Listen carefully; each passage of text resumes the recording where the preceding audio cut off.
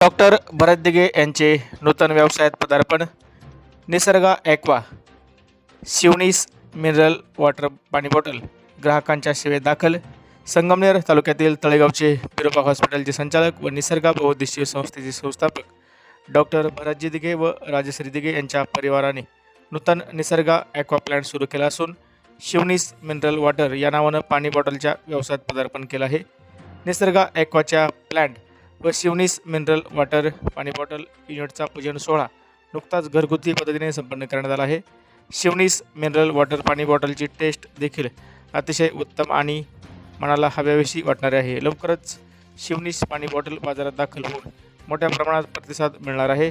Doctor भरत दिघे व त्यांच्या कुटुंबाला या व्यवसायात उत्तम भरभराटी मिळो अशीच प्रार्थना त्यांच्या मित्रपरिवाराकडून करण्यात आली आहे.